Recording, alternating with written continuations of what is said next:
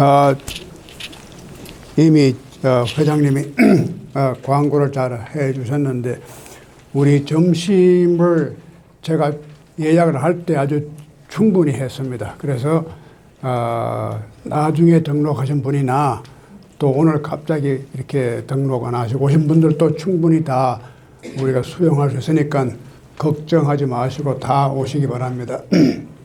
가시는 길은 길이 따로 없고 저를 따라오면 됩니다. 그냥 그래서 그 사람들 많이 가는 대로 따라가면 됩니다. 그리고 오늘 제가 말씀드릴 게 좀 복잡하고 깁니다. 그래서 생각을 많이 하다가 앞에 한 줄만 아마 오늘 하면 많이 할 것 같습니다. 그래서 제가 지난번에 19장에도 18장에도 계속 나오는 말이 절, 그러니까 우리가 절성, 성현, 군자 되는 걸 없애라. 그 절이죠. 절성, 기지, 거룩한 척하고 그렇게 성현 군자 되는 것을 그만두고 또 지혜스럽다고 생각하고 포기해라. 절자가 나오고 또 절인, 기의, 인, 가장 유교에서 근본적으로 귀하게 생각하는 것이 인입니다. 어지린자, 그 인을 버려라. 절인. 이게 다 끔찍한 얘기죠. 그러니까 절성, 절인, 이런 것이 또 절교가 나옵니다. 그렇게 아주 기술을 많이 부리는 것도 버려라. 절자가 나오는데 오늘은 절학입니다. 노자 사상에서 굉장히 충격적인 것은 이렇게 버리는 것. 이제까지 우리가 상식적으로 아주 중요하게 생각했던 그런 덕목을 하나씩 버리는데 지금 마지막에 와서 배움을 버려라. 그러면 걱정이 없을 것이다. 기가 막힌 말이죠. 제가 학교에서 이제 도덕경을 이제 학교에서 가르치다가 중간 시험에 시험 문제를 내는데 이 장을 턱 내면 학생들이 좋아합니다. 기가 막힌단 말이에요. 야, 이제 배움을 그만두니까 미텀 시험 볼 필요도 없고, 그 파이널 그거 걱정할 필요도 없고 해방이 됐다. 그래서 제일 좋아하는 장이 이 장이에요. 그 학생들에겐 기가 막힌 장입니다. 배움을 버리는 것. 야, 노자 같은 그런 훌륭한 사람이 배움을 버려라. 이 얼마나 참 기가 막히고 내 마음이 그래 동서고금을 막론하고 이런 아주 클래식 이런 중요한 우리 고금으로다가 중요하게 생각하는 이런 경전 도덕경 같은 데서 배움을 버리라. 여러분 동서를 막론하고 그런 다 우리가 존경하는 그런 책들 가운데서 배움을 버리라는 말은 여러분이 못 들어봤을 겁니다. 읽어보지도 못했을 겁니다. 오로지 노자의 도덕경 가운데 나오는 말입니다. 기가 막힌 말이죠. 어느 종교나 어느 ancient classic이라든가 Greek classic이라든가 어디 동서를 막론하고 그런 중요한 책에 배움을 버리라. 그 말이 없지요. 혁명적인 말입니다. 도대체 이게 무슨 뜻이냐? 그런데 우리가 아주 간단하게 이렇게 우리 동양 사상의 골자를 보면 유교와 도교 두 가지 전통이 있습니다. 그런데 유교는 배움을 굉장히 중요하게 생각했습니다. 배움이 아주 인간의 사람은 배워야 한다. 나서 배워야 한다. 우리가 어릴 때부터 자랄 때부터 집에서 부모님이나 뭐 어른들이 항상 사람은 나서 배워야 한다. 그 배우면, 그래서 우리 그 덕분에 다들 공부하고 우리 부모님들이 고생도 하고 뭐 여러 가지 집 팔고 논 팔고 해서 애들도 다 뭐 학교 보내고 이런 그 치맛바람도 다 거기서 나온 겁니다. 교육에서 나온 거거든요. 그러니까 우리 한국의 전통이 얼마만큼 이렇게 유교적인 사상, 특히 교육을 중요시하는 사상에 깊이 물들어 있었는가 하는 것을 잘 알 수 있습니다. 사실 한국이 요즘 사람들이 여러 가지로 이제 한국이 올라가니까 뭐 여러 가지로 어떻게 해서 한국이 이렇게 발전했는가 뭐 이런, 그런데 그 중에 하나가 교육이다. 그 말은 맞아요. 근데 이 교육이 어디서 왔느냐? 다 유교적인 전통입니다. 사람은 나서부터 배워야 한다. 그래서 이 배움에 대한 그 우리 인식이 굉장히 중요합니다. 그런데 노자는 배움을 버리라. 자, 그렇다면 우리가 어느 쪽을 택할 것인가? 학생들은 다 노자 쪽입니다. 안 배우는 게 얼마나 좋으냐? 근심 걱정 다 사라지고. 제가 어릴 때 저희 어머님이 그때가 일제 강점기인데 저희 어머님이 초등학교, 국민학교, 옛날에 국민학교, 거기서 선생님을 했어요.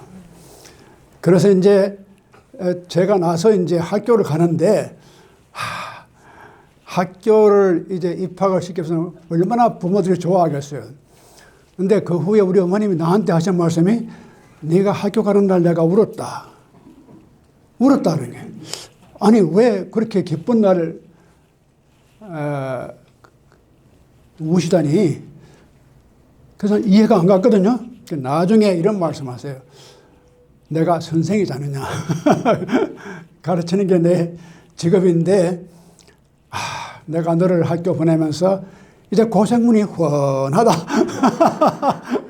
그러니까 참 마음 가운데 저 어린애가 지금부터, 오늘부터 이제 고생문이 앞으로 진짜 그렇게 됐어요. 제가 일평생 그만 이렇게 공부하느라고 이제 리타일 할 때까지 그러니까 이 평생을 저는 학교밖에 몰라요. 사회에 나가본 적이 없어요. 근데 그 공부가 때로는 어려운 점이 많았죠. 그러니까 우리 어머니가 이런 걸 다 미리 예측하시면서 눈물을 흘리셨구나, 이제 그런 생각이 납니다. 그래서 이 공부가 쓴맛과 단맛이 다 있습니다. 그런데 재미있는 것은 이 학이라는 게 있지 않습니까? 이 중국말의 슈에라고 하는 건데, 이 학이란 말이 그 의미가 굉장히 심오한데 전통마다 다르게 이해를 합니다. 그래서 오늘 제가 그거 말씀을 드리려고 합니다. 그러니까 유교가 말하는 학하고 도교가 말하는 학하고 달라요. 그러니까 우리가 흔히 이제 비교학을 하는 사람들이 이렇게 글자를 따와가지고 같으면 이게 같은 거다 이렇게 생각하는데 그렇지가 않습니다. 같은 글자, 같은 단어를 쓰더라도 그 단어가 어떤 문화 전통에 속하느냐에 따라서 그 의미가 완전히 달라져요. 유교가 말하는 학하고 도교가 말하는 학하고가 달라요. 근데 우리는 똑같이 생각하니까 하나는 학을 찬양하는데 하나는 학을 버려라. 그런 뜻으로 해석이 될 수도 있겠지만 우리가 더 깊이 생각해 보면 그렇지가 않습니다. 그래서 잠깐 말씀드리면 공자의 그 논어 가운데 제일 처음 첫 장이 학이장입니다. 벌써 학으로 시작하잖아요. 논어의 첫 장이 학이장인데 학이장의 제일 첫 문장이 뭡니까? 여러분 다 잘 아시는 문장입니다. 학이 시섭지 불역열호란 말인가? 기쁘다는 거죠. 공부하는 게 기쁘다는 게 이게 말이 안 되죠. 공부하는 게 기쁜 게 뭐 고통스러운 건데 근데 왜 공자가 학이 시섭지 불역 열호아. 그 다음에 또 나오는 말이 유붕 자원방래하니 불역 낙호아. 그래서 이 두 가지 문장이 상당히 중요한데 여기에 그 글자가 중요한 게 있습니다. 이게 공자가 학이 시섭지, 공부하는 것은, 배우는 것은 불역 열호라고, 이 기쁘단 말 가운데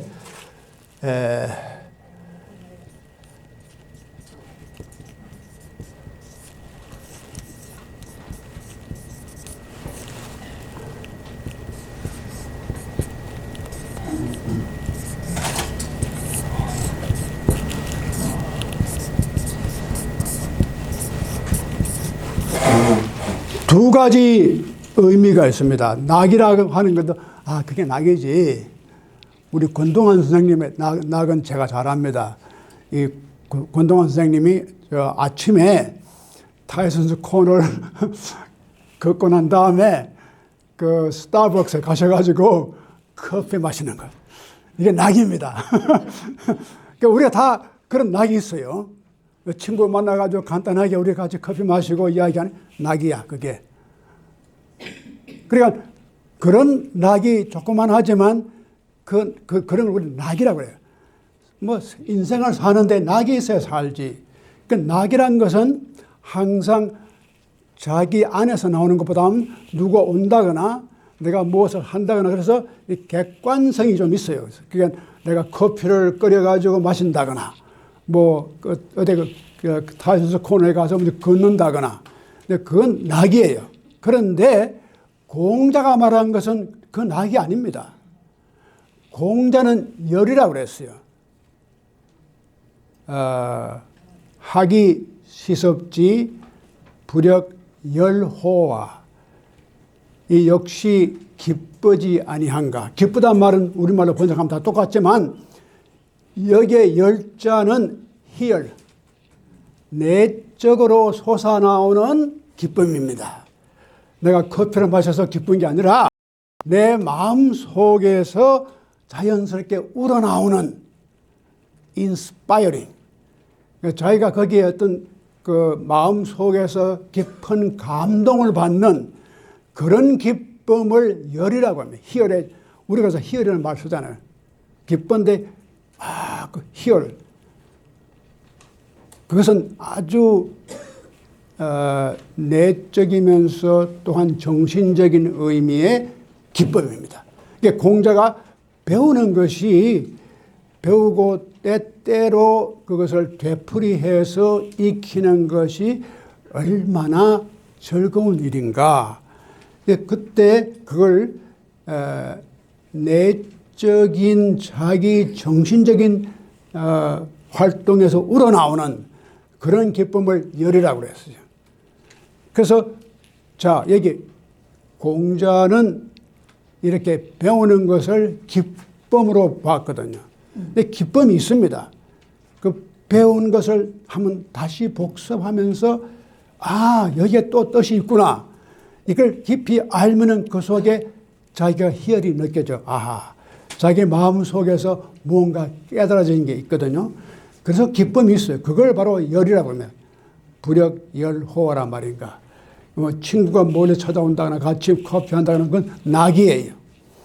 그런데 자, 그런 면에서 볼 때에 유교는 학을 굉장히 인생의 밑바탕이 되면서 동시에 인간이 자기 자신을 개발하는 중요한 목적으로 삼은 것이 이 배움입니다. 학입니다.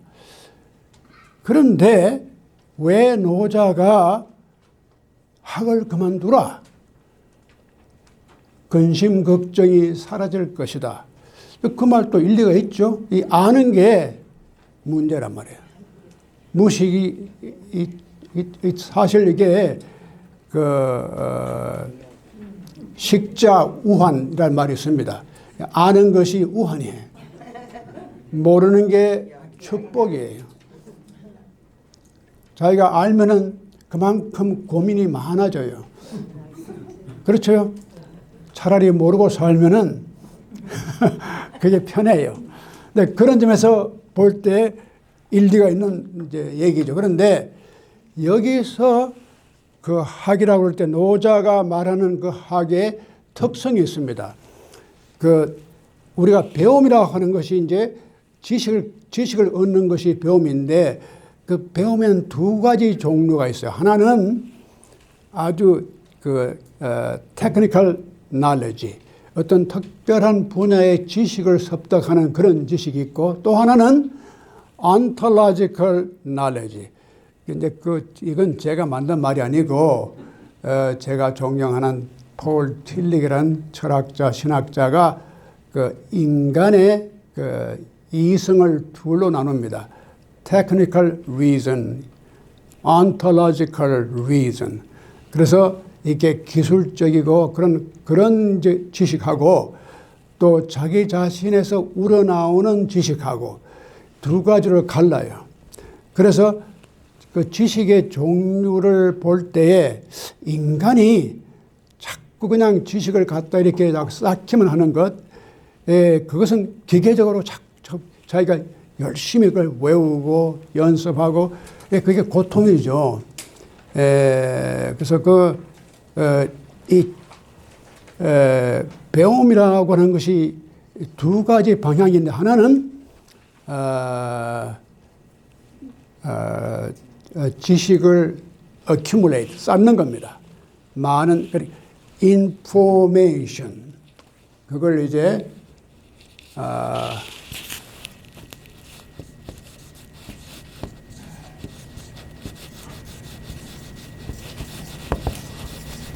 우리가 정보를 많이 가지는 것, 요즘 뭐 artificial intelligence 그런 바깥에서 모든 정보를 다 가져와서 자기한테 넣는 것, 그게 인이 들어온단 말이죠. formation, 들어와서 그걸 형성하는 겁니다. 그래서 information이 이 글자가 둘입니다. 내 속에 들어와서 어떤 knowledge를 형성하는 겁니다. information. 그 다음, 되게 공부하는 게 다 information이죠. 근데 공자가 말했던 이 학은 달라요. 영어로 말하면 이 열의 세계는, 이게 잘 지워지지가 않네. 그걸,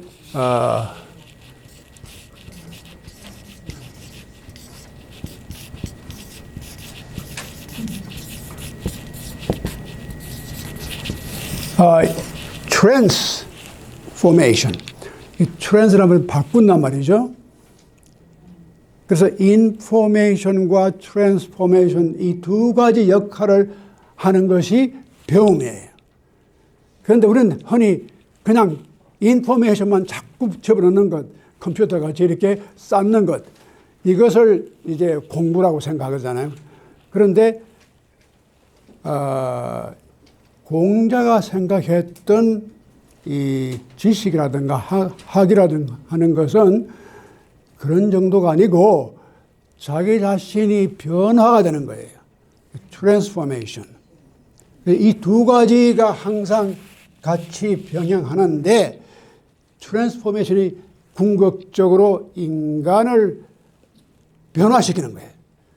그러니까 자기가 변화될 때 거기에서 나오는 희열이 있어요. 자기가 자기 자신 속에서 새로움을 찾았을 때 거기서 느끼는 기쁨이 있어요. 그게 바로 공자가 말했던 열이에요. 학이 우리가 일단 받은 것은 인포메이션이죠. 그것을 자기화시켜서 다시 그걸 되풀이할 때 시습지. 그러니까 학은 그냥 배우는 것이고 그 학문이, 그 배움이 시습지, 때를 따라서 다시금 되풀이하면서 자기 것이 되어서 자기 변화의 요소가 될 때 기쁨이 온다. 그게 바로 학이 시섭지 부력열호화. 그러니까 내가 정보를 많이 받아들였기 때문에 기쁘다 그런 뜻이 아니라 그 정보가 나에게 들어와서 이 정보가 주관화되는 것. 내 자신이 그 지식으로 인해서 그 정보로 인해서 새로 변화를 가져온다. 내 자신이 트랜스포메이션, 내 과정을 걷는다. 여기에 인간이 굉장한 자부심과 느낌, 거기에 대한 성취감과 그게 기쁨이 와요. 즐거움이 와요. 아, 그렇지. 내가 이제 깨달았어. 내가 이렇게 하면 되겠구나. 그 자기 것이 될 때에 오는 기쁨이에요. 그래서 이제 그 공자가 강조했던 것이 그런 자기 자신의 변화의 그런 지식을 많이 배움이라는 게 바로 그런 건데, 노자가 지금 공격하는 것은 그런 변화의 지식이라기보다는 우리가 기술적으로 쌓는 지식, 그 지식을 지금 공격하는 거예요. 그러니까 그런 걸 버리라. 절학, 무우. 그런 것만 가지고 있으면 자꾸 걱정이 생겨요. 그러니까 그런 것을 이제 우리가 배우는 과정을 걸어가다 보면 그런 일이 참 많아요. 배우면 배울수록 걱정이 더 많아지는 거예요. 더 우려가 더 많아지는 거예요. 그래서 때로는 이 배움에서 조금 떠나야겠다. 이걸 좀 잊어버려야겠다. 그래서 무식의 세계, 무지의 세계를 우리가 알아야 되겠다. 이게 좀 말이 역설적인데, 알지 못하는 것을 아는 것, 이 세계가 굉장히 중요합니다. 그러니까 노자는 그런 사람이에요. 그러니까 지금 이러한 우리가 통상적으로 생각하는 그런 지식을 버리라. 그래야지 우리가 걱정에서 벗어난다. 그리고 우리가 진실로 추구해야 할 것은 뭐냐면 모름의 세계, 무식의 세계, 무학의 세계, 이걸 아는 것이에요. 역설적인 그걸 아는 거예요. 무지는 아는 걸 없애는 게 아니라 무지의 세계를 내가 다시 이해하는 거예요. 그래서 불교나 도교는 그 세계를 많이 얘기를 했어요. 우리나라에 그 이성계가 조선을 이제 건설했잖아요. 그 이성계가 가까이 지내던 유명한 대사가 있습니다. 무학 대사입니다. 무학이 아니고 무학입니다. 학이 없다 그래서 무학입니다. 그런데 이 무학 대사가 이름을 참 잘 붙인 거예요. 그 선불교에서 특별히 그걸 강조합니다. 이제 우리가 정말 넘어가야 할 선은 지식의 선을 넘어가는 것. 그래서 무식의 세계를 접하는 것. 그것이 이제 깨달음이죠. 근데 이런 세계가 있다는 걸 여러분이 좀 아시면 돼요. 그거 뭐 우리가 깊이가 다 모르더라도 무학이란 것. 우리가 이제까지 이제 기술적인 그런 지식, 이 지식의 한계를 뛰어넘는 것.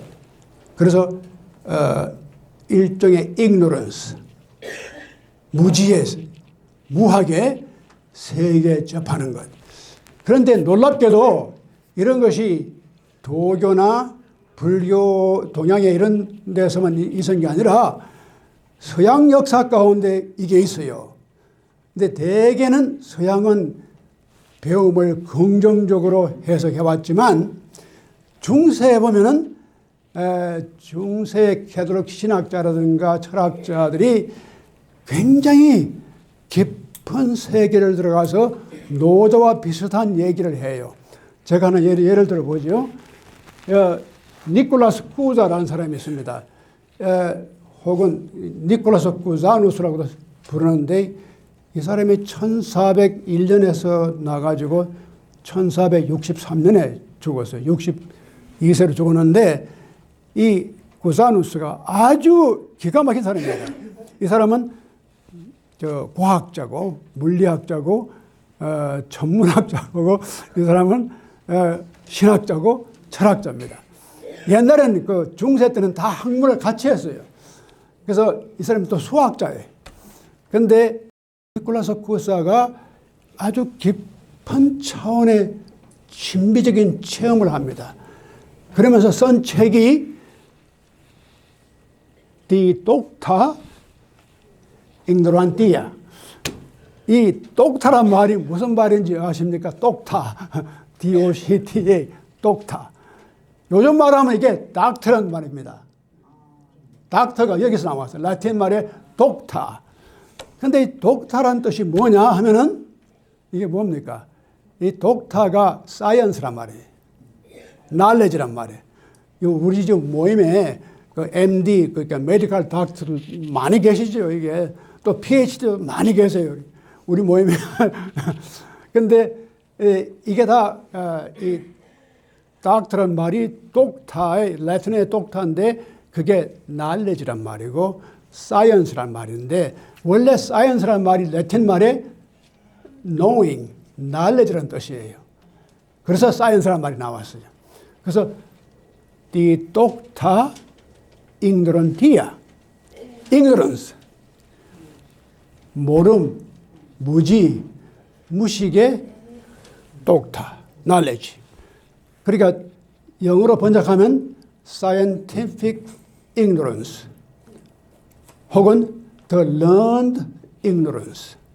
이거 ignorance인데 그 ignorance가 지식이 없다는 게 아니라 더 깊은 의미에서 어떤 knowledge와 무지의 세계가 같이 통하는 거예요. 이게 놀라운 일이죠. 아는 것과 모르는 것은 상극인데 이 상극이 아니고 깊은 차원에서는 이게 만나는 거예요. 그래서 이 사람이 쓴 책이 Die Docta Ignorantia. 그러면서 더 깊은 차원에서 이 니콜라스 쿠사가 주장한 원칙이 하나 있는데 이게 바로 이게 coincidentia oppositorum. 이게 coincidence of the opposite.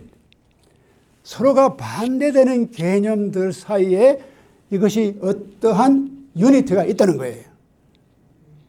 인간과 신은 완전히 다르잖아요. 반대잖아요. 그런데 그 속에 유니티가 있다는 거예요. 창조자와 창조물은 완전히 더 다르잖아요. 반대잖아요. 근데 그 반대 가운데 이것을 통하는 유니티가 있다는 거예요. 그래서 이런 사상이 나중에 물리학이라든가 여기 우리 김수홍 박사님은 뭐 전문가시면 더 잘 아시겠지만 이러한 사고 체계가 물리학은 상당히 철학에 가깝습니다. 이렇게 어떤 수학이라든가 물리학이 굉장히 abstract, 추상적인 학문이거든요. 그래서 이렇게 보면은 여기 속에서도 그렇지. 반대가 되면서도 그 반대 안에 같이 어떤 유니티를 갖추는 그런 프린시플이 있다는 거예요. 이게 우리가 무식이 아닙니다. 진짜 무식을 체험하면은 그게 깨닫는 거죠. 아는 거예요. 지금 노자가 말하는 학을 좀 버리라는 게 이런 세계를 말하는 겁니다. 이제까지 우리가 생각하는 그 학이라고 하는 게 너무 피상적인, 너무 일차원적인 그런 인포메이션을 자꾸 우리가 배우고 받아들이고 외우는 것만 생각했는데 이제 그 차원을 넘어서서 내가 정말 그 속에 기쁨을 느끼는 공자가 말한 대로 희열을 느끼는 그런 학문의 배움의 세계를 들어가려면은 이런 건 다 버려야 한다. 이런 잡다한 세계, 이런 절학, 이걸 버리면 그때는 근심과 걱정이 사라진다. 이제 그러면서 그 다음 줄이 이제 상당히 의미가 있습니다. 지금 말씀드린 대로 서로가 이게 반대가 되는 것 같지만 그 반대되는 개념들 간에 어떤 유니티가 연결이 되어 있다는 겁니다. 여기 보세요. 유지, 여, 아. 이게 유란 말은 yes, sir. 영어로 말하면. 맞습니다. 그 다음에 아란 말은, 그래. 뭐, 이렇게.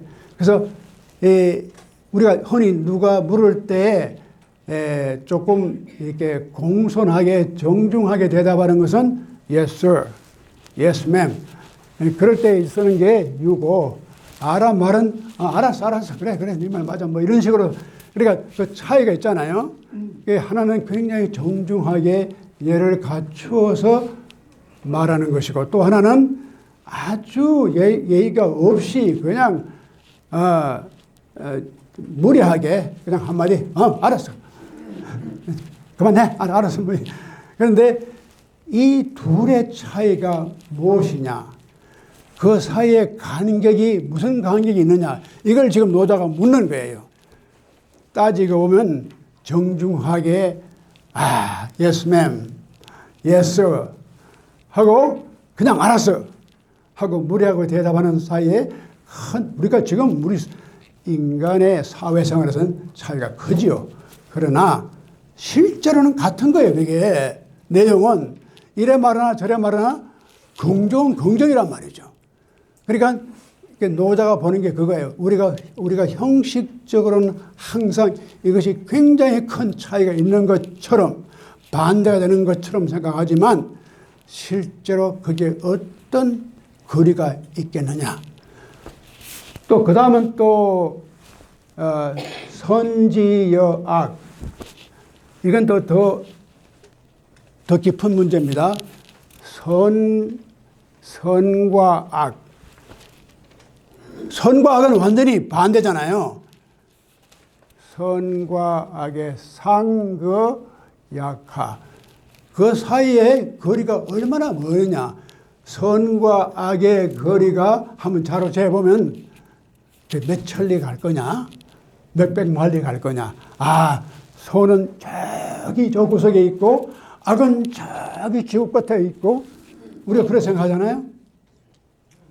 사실 그 거리가 없어요. 그러니까 여기에 지식도 제가 말씀드렸지만 진짜 무식이니 유식이니 하는 것도 따져보면은 그런데 또 여기에 보면은 자기가 예를 따르고 공경하고 아주 예의 없이 행동하는 것도 따져보면은 그 차이가 뭐가 있겠느냐. 그 다음에 심지어는 도덕적인 개념에서 선과 악을 우리가 그처럼 먼 것 같이 생각하지만 실제로 그 사이에 거리가 얼마나 되느냐. 한번 거리를 재볼까요? 100마일? 2000마일?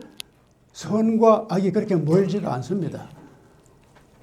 선이 곧 때로는 악이 되고 악이 때로는 선이 되고 낮이 밤이 되고 밤이 낮이 되고 이런 상극 가운데서도 거기에 어떤 일치성이 있는 유니티 이게 있다는 거예요.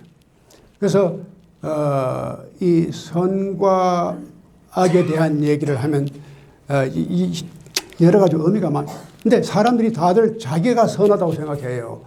저 상대방 저놈들이 악하다고 생각하지 자기가 악하다 생각하지 않거든요. 저 사람이 선하다. 우리는 항상 내가 선한 쪽에 서 있고 저 나쁜 놈이 악의 속에 서 있다. 이렇게 생각해요.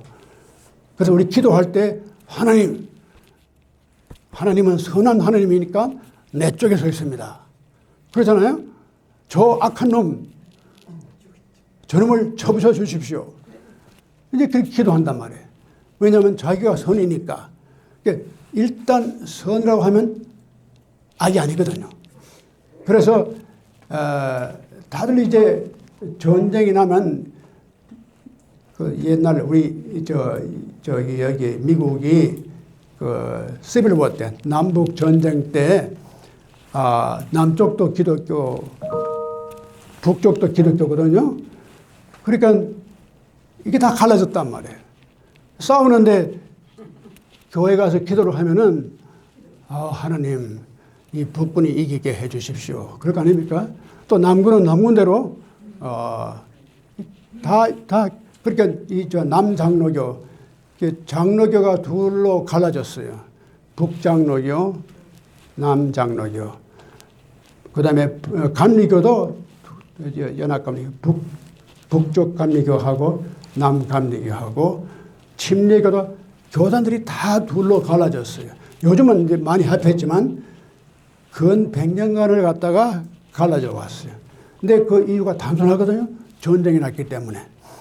그런데 기도할 때는 항상 우리 남군이 이기게 해 주십시오.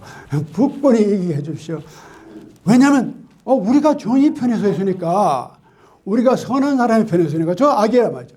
저 남쪽 저놈들이 아직도 이렇게 흑인들 노예 삼고 저 악이란 말이죠. 또 남군은 남군대로 저 북쪽이 저놈들이 악이란 말이죠. 그래서 하나님이 누구 편을 들어줄까? 이게 하나님의 고민이 많나요? 하나님도 쉬운 게 아닙니다. 그게 이 말 저 말 다 들어주려면 얼마나 힘들겠어요. 그래서 그 링컨의 유명한 기도가 있습니다. 링컨이 기도를 이렇게 했어요.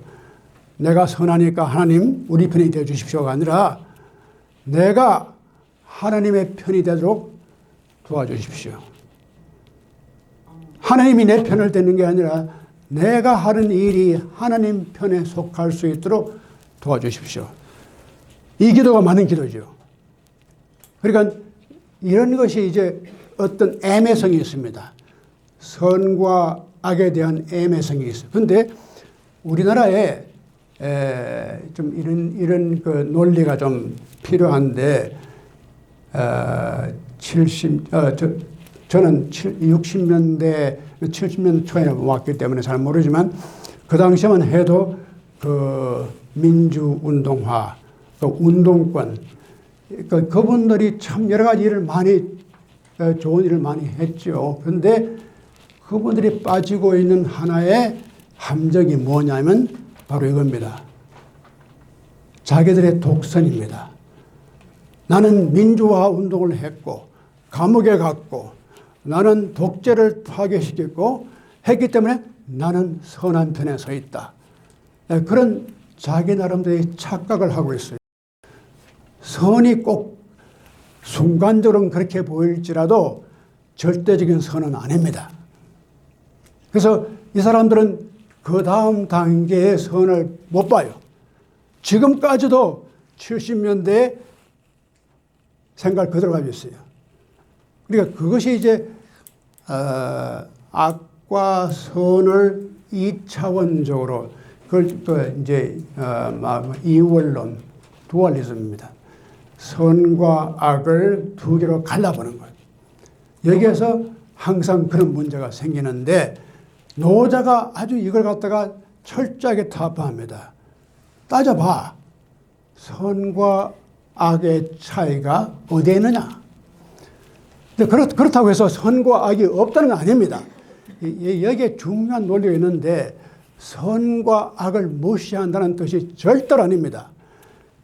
이제 중요한 것은 우리가 표면적으로 우선 볼 때 선은 선한 면이 있어요. 악은 악한 면이 있어요. 그것을 인정을 해야 돼요. 그래서 선과 악의 모습이 다르게 나타나는 것은 인정해야 돼요.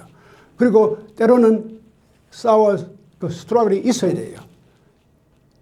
선함과 악함의 싸움이 있어야 돼요. 그러나 그 선함과 악함의 싸움도 넘어가야 돼요. 그 다음 단계는 그걸 넘지 못하고 계속 그 선만 자기 가지고, 그러면 그게 독선이 되어버려요. 자기가 선을 소유한다는 그런 착각에 빠져요. 결코 인간이 선을 소유할 수 없습니다. 인간이 선한 편에 설 수 있기를 기도하는 마음, 이것이 인간의 겸손이에요. 내가 하고 있는 선함도 하나님의 심판 아래에 있다는 것. 기독교적으로 말하면 그거예요. 내가 아무리 선을 하고 있더라도 이 역시 내가 선한 것은 아니야. 하나님께서 보실 때는 이 가운데도 악함이 있을 수 있다는 것. 그것을 억셉트하는 것이 노자예요. 그러니까 우리가 흔히 생각할 때 그 노자의 생각은 악과 선을 다 무시해버리는 것, 그런 게 절대로 아닙니다. 악과 선은 두 가지 어떤 형태가 표면적으로 나타납니다. 그러나 그렇다고 해서 그것이 이렇게 이원론적으로 계속 변정법적으로 싸우기만 하면은 해결되는 게 아닙니다. 그런데 이제 그 마르크시즘의 문제점 여기 있어요. 마르크시즘은 그걸 다이알렉티컬, 변정법적으로 놓았거든요.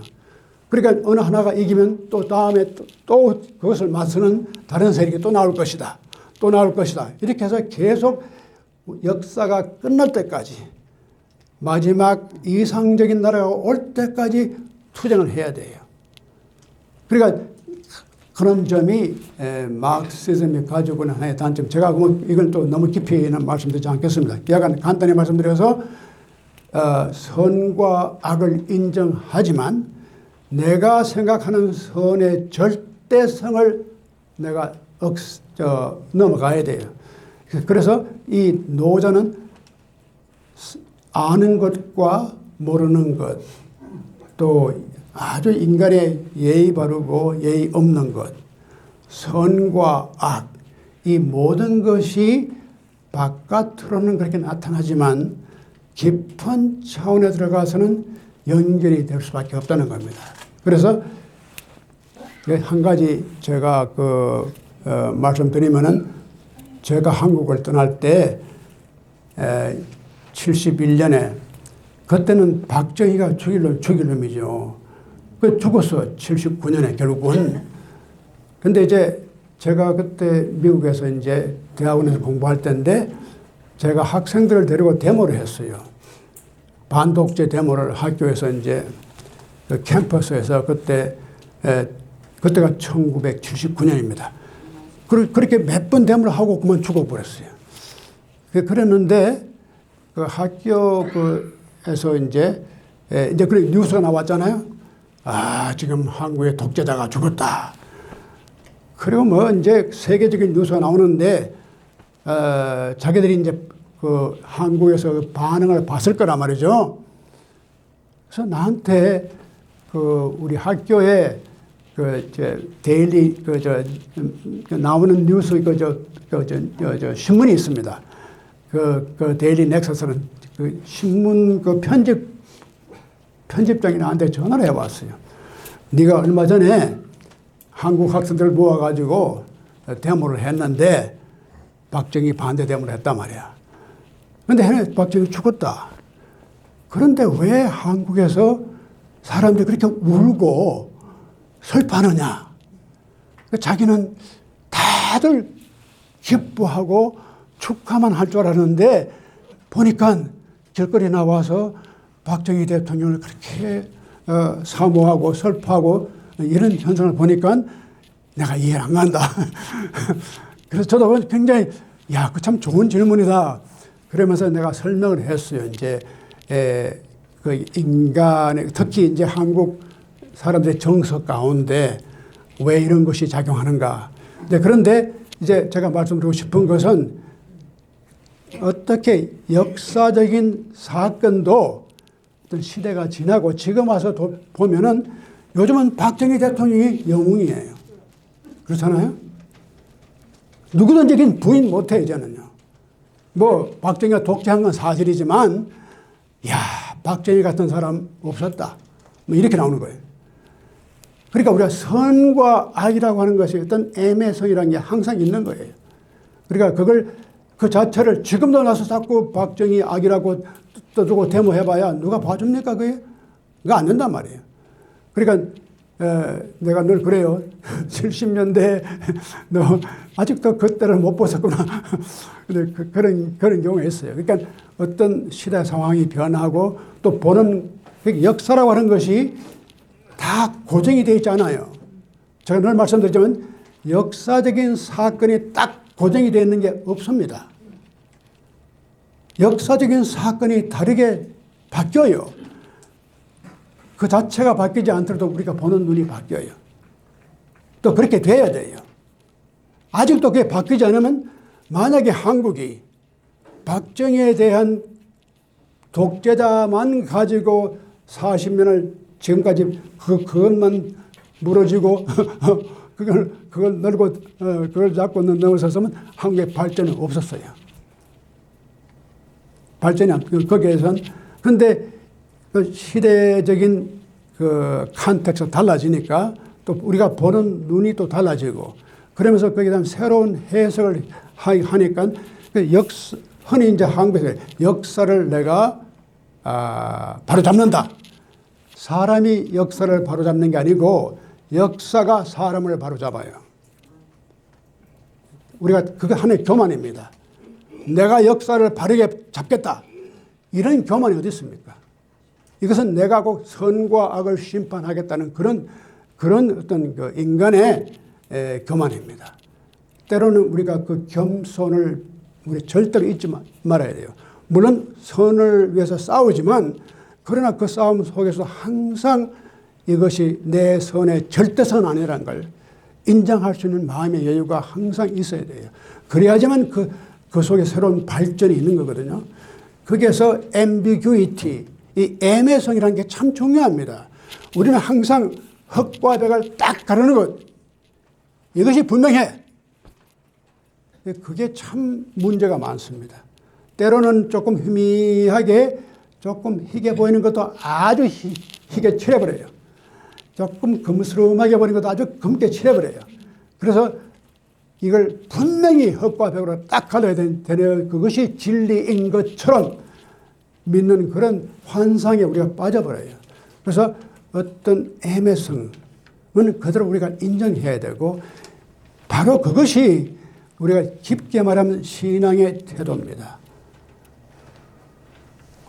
그런데 이런 중세의 신비주의자들이 다 그런 어둡고 깜깜하고 무식하고 보이지 않는 세계에 대해서 깊은 체험을 했어요. 그러니까 니콜라스 쿠자가 이렇게 심지어는 책 이름을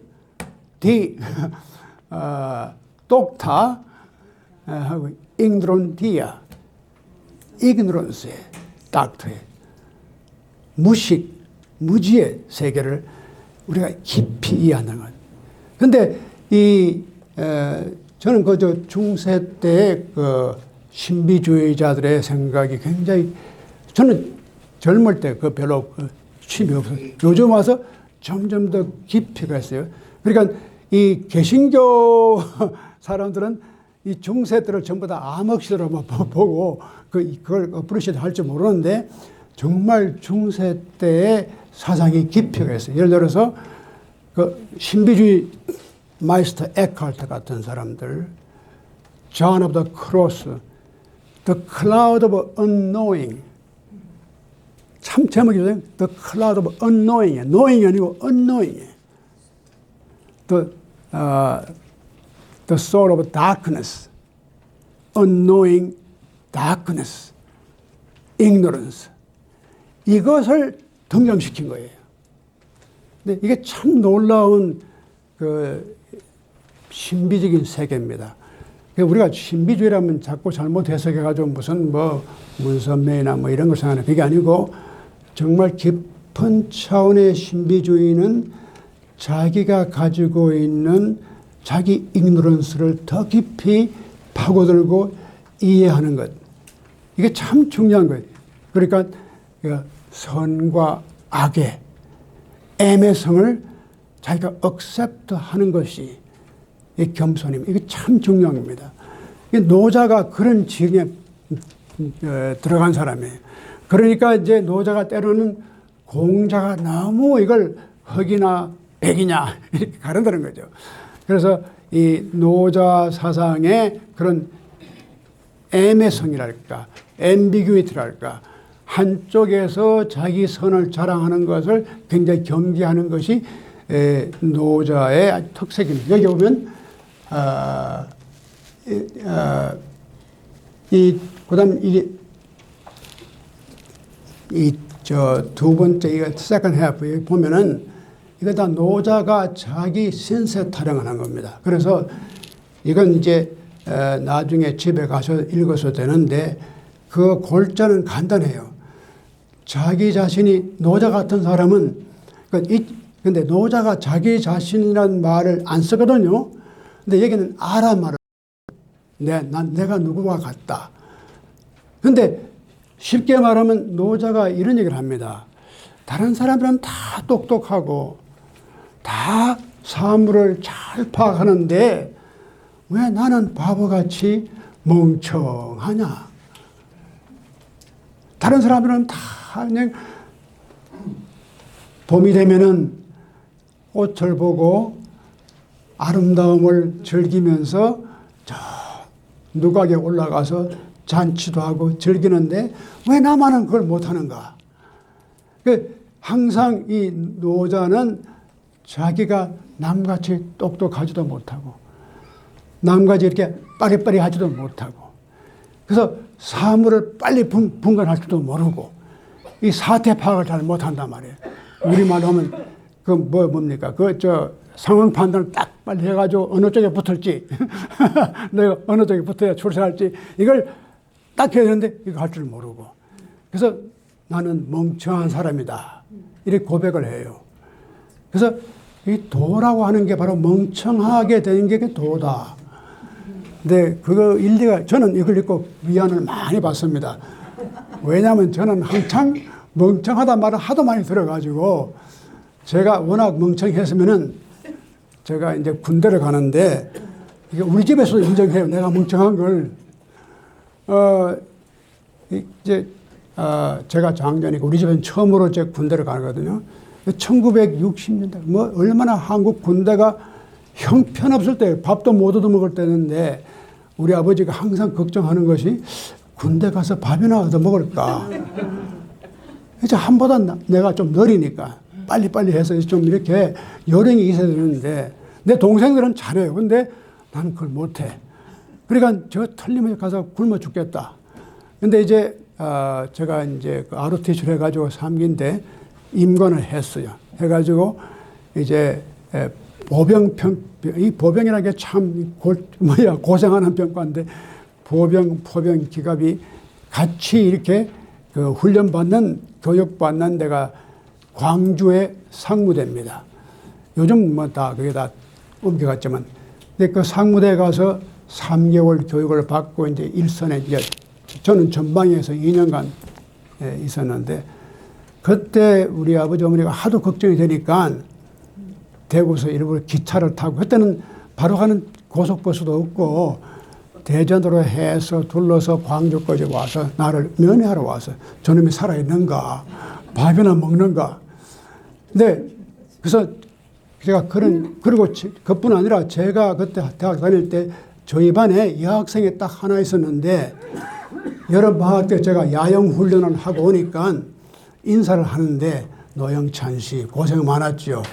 그런데 가만 내가 생각을 해보니까 여름방학 동안에 이 다른 학생들은 다 군복 입고 총 들고 훈련받는 게 상상이 되는데 노영찬 씨는 상상이 안 되더래요.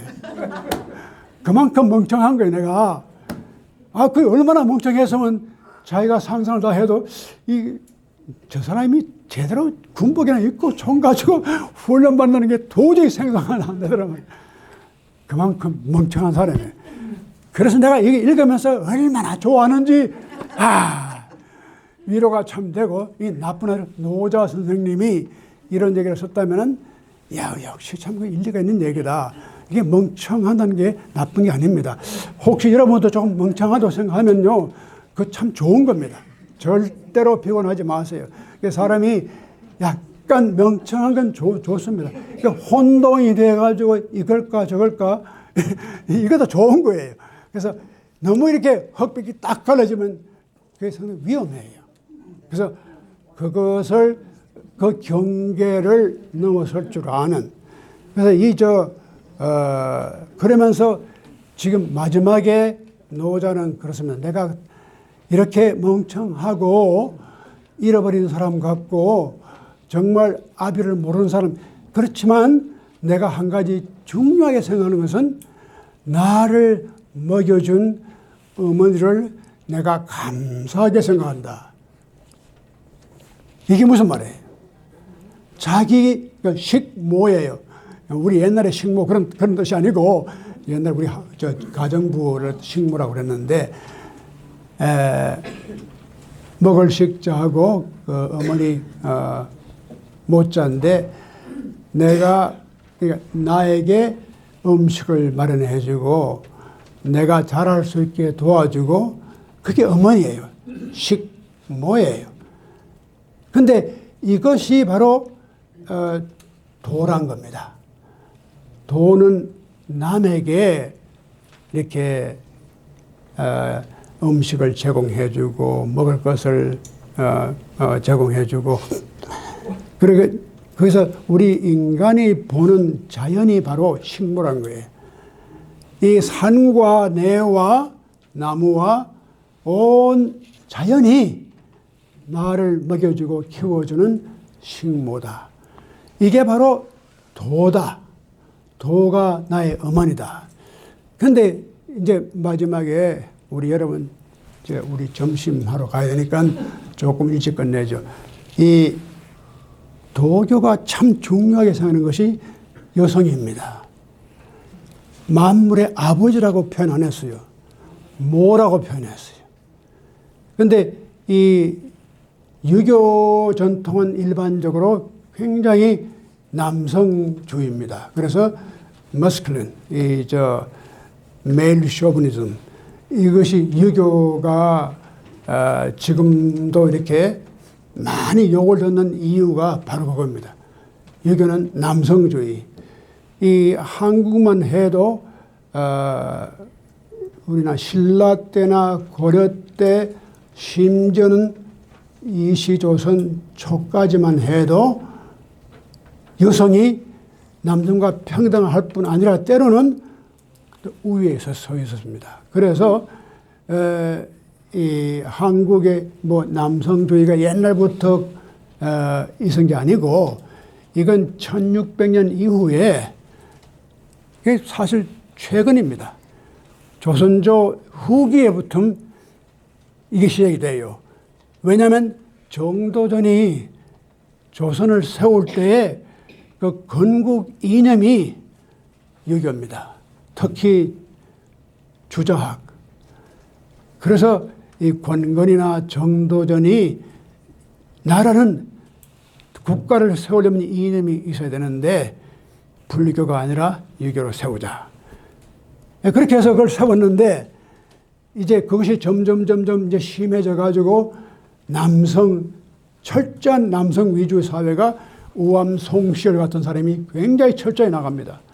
그래서 여자들은 그 제사도 못 받고 뭐 거기에 제사도 참석 못 하고 음식만 하고 이렇게 이런 전통이 세워지는데 이거 그 노자가 이렇게 2500년 전부터 이 모든 자연의 중심은 어머니다.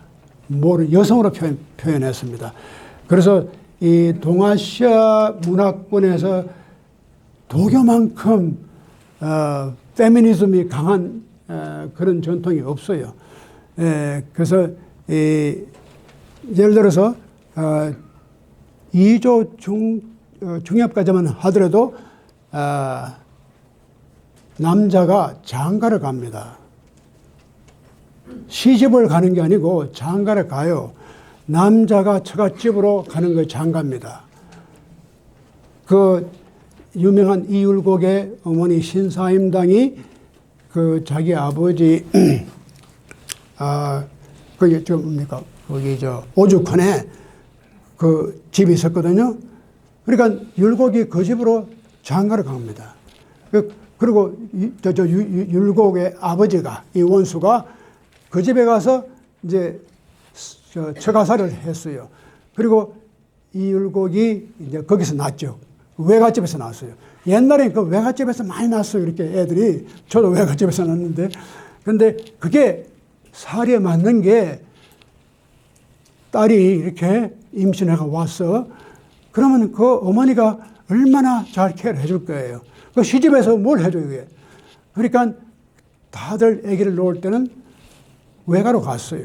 근데 이런 자연의 법칙을 존경하는 것이 도교의 원칙이에요.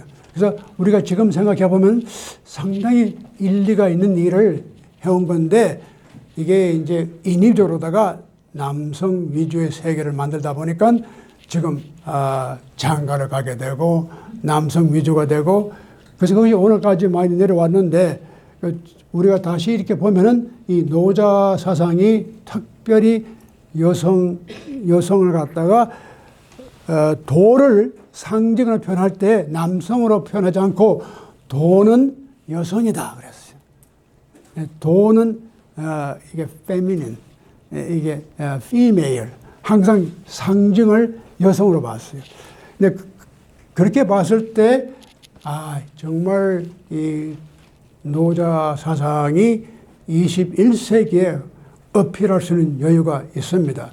그러니까 무학이라든가 이게 이제 이런 것이 지금 세계에 어떻게 필요하냐 안 그렇습니다. 이게 지금 세계가 너무 인텔리전스가 너무너무 발전해 가지고 때로는 좀 무학이 필요하고 조금 이렇게 절학도 필요하고 이런 것이 이 사회에 앞으로 우리가 인류가 나가야 할 하나의 방향이 아닌가. 그렇게 생각하는데 그 무학 대사를 제가 얘기를 하다가 조금 그만뒀는데 이 아주 재미있는 일화가 있습니다. 그 무학이 할 수 있는 말인데 이성계가 이제 조선을 건국한 다음에 경복궁에서 잔치를 베풀었는데 그래서 뭐 이렇게 이제 음식을 잘 차려놓고 술을 마시고 이성계가 이제 나라는 정도전이라든가 이런 사람들이 워낙 강하게 유교를 조장하니까 유교를 국가 이념으로 삼았지만 개인적으로는 굉장히 불교와 가까웠어요. 그리고 나중에 세종은 내불당이라고 궁궐 안에 불당까지 세웠거든요. 그러니까 그리고 이 무학대사가 그 왕을 가르치는 국사였어요. 그래서 가까운 친구도 되고, 그러니까 자기가 선불교가 굉장히 중요합니다. 우리가 정말 깨달으려 하면은 이 강을 넘어야 돼. 이게 다리가 있잖아요. 이게 양쪽 언덕에 다 다리가 있는데 이 사람이 이제 그 다리를 가야지만 다음 세계, 내세라든지 피안, 그걸 피안이라고 불교에서는. 근데 도교도 마찬가지예요. 그까지 넘어가야 되는데 그걸 넘어가려면 이 다리를 통과해야 돼요. 그냥 뛰어갈 수는 없잖아요. 배를 타고 가든지 뭐 다리를 건너 가든지 그건 좋은데 이제 뭐가 문제냐? 자, 이제 배를 타고 가든지 다리를 건너가든지 해서 저 피안에까지 갔는데 문제는 거기서도 배를 못 버리는 거예요. 거기서 다리를 못 버리는 거예요. 왜? 다리가 그만큼 이거 없이는 내가 못 가니까. 배가 이거 없이는 내가 못 가니까. 거기 와서 하면 그걸 과감하게 버려야 돼요. 그래야지 그 피안에 내가 발을 붙일 수 있잖아요. 거기 다 와서 아직도 배 안에서 꿍꿍거리면 도저히 그 피안을 경험할 수 없잖아요. 그래서 학이라고 하는 것, 이제는 끊어야 된다. 절학. 이제는 이 다리에서 이 다리를 끊고 이제는 그쪽으로 넘어가야 돼. 이제는 이 배를 버리고 그쪽에 발을 붙여야 돼. 아직도 배를 붙잡고 있으면 그건 아직 못 간 거예요. 그래서 이제 아무리 물론 배가 얼마나 중요해요. 나를 이까지 인도해 줬으니까 이제는 버려야 돼. 그런데 이제 한번 이성계가 가까운 사이니까 무학대사를 초청해가지고 연을 벌이고 농담을 하는데 이렇게 보니 스님, 오늘 보니까 스님 얼굴이 꼭 돼지 같습니다. 그러니까 이 무학대사가 재밌는 대답을 했어요. 아, 전하 얼굴은 꼭 부처 같습니다. 예, 돼지 눈에는 다 모든 사물이 돼지로 보이고 부처의 눈에는 다 모든 사물이 부처로 보입니다. 예, 이런 것이 우리가 그런 선입견에서 벗어나야 됩니다.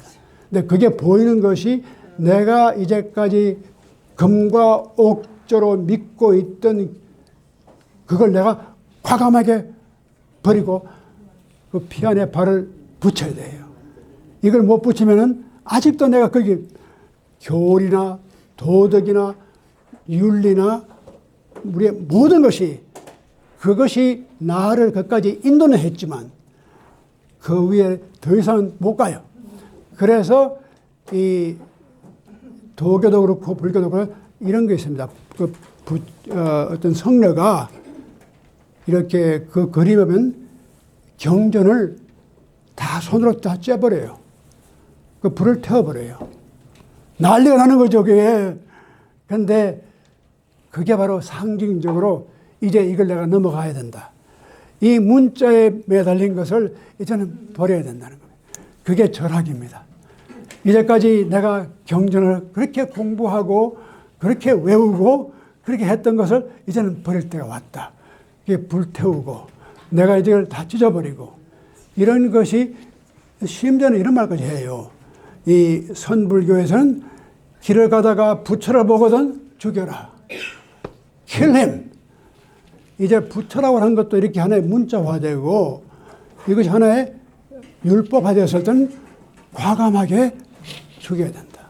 거기서 그래서만 거기서 옳은 스피릿이 나오는 거예요. 옳은 지식이 절학을 해야지만 학이 나온다. 그런 뜻이랑 마찬가지야. 역설적인 겁니다. 예, 그래서 자 여러분 제가 더 이상 이제 뭐 시간이 됐는데 제가 오늘 이 말씀 여기서 끝내고 이 다음 거는 여러분 집에 가셔서 읽으시면 됩니다. 예, 이건 다 노자의 자기 신세 타령하는 겁니다. 예, 감사합니다. 예.